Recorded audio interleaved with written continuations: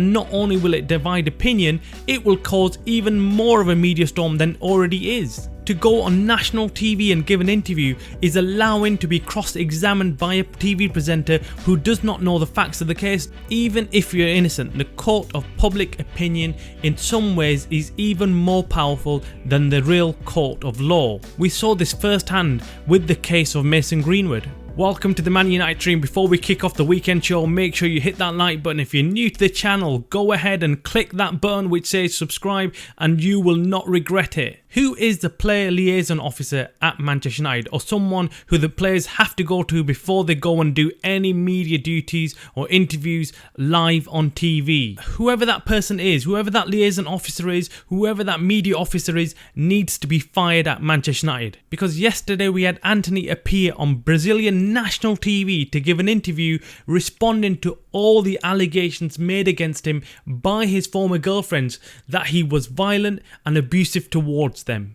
Now at this stage, no one can say Antony is guilty or not guilty of these alleged offences. The allegations made against Antony are very serious and could land Antony in a lot of trouble if he's found guilty of those offences, whether it's in the UK or Brazil. To go on national TV and discuss the case and allow yourself to be under a microscope by millions for that time is just not the way to do it.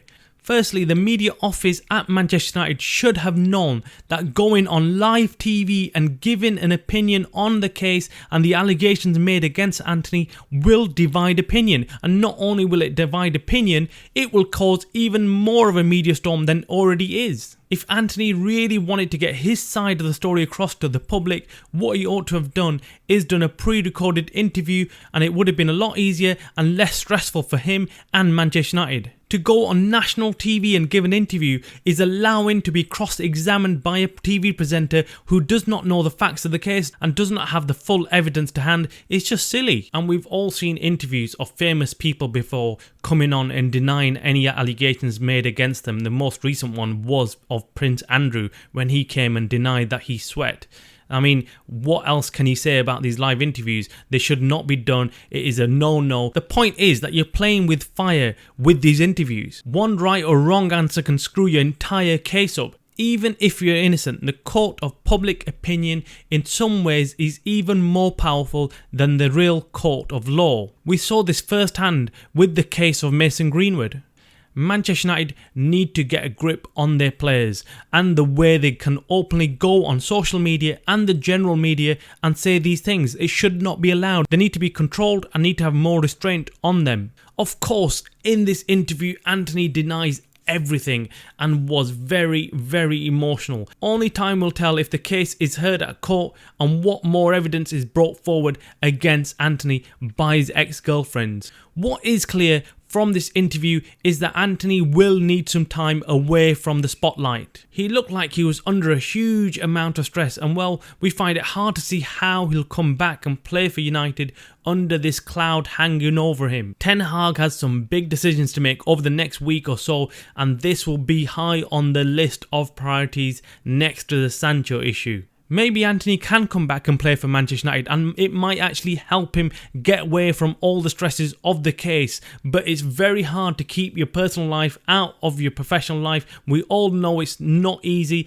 and Antony will be under a lot of stress even whilst he's playing for Manchester United. Only Ten Hag and Antony can tell you whether he's fit enough and whether he's emotionally in the right place to play for Manchester United in these big games that are coming up. What do you think about Antony giving this interview? Do you think it was a good idea or a bad idea? Of course, as a player, you're sitting on the side and you're hearing all these allegations being made against you, and it must be really hard to keep quiet. You want the public to know what you're thinking and what your story is. So that's why I probably feel some empathy towards Antony, him wanting to come out and do this interview and set the record straight. But it's very dangerous and it could divide the public or turn the public completely against you. And do you think Ten Hag should drop Antony for a month or two, allow him some time away from football? And can Manchester United actually afford to drop him right now? There's so many games Manchester United are expected to play right now, and Antony started playing better in the last couple of games. We'd love to hear what you think of all of this. Drop your comments below. It's always really interesting to hear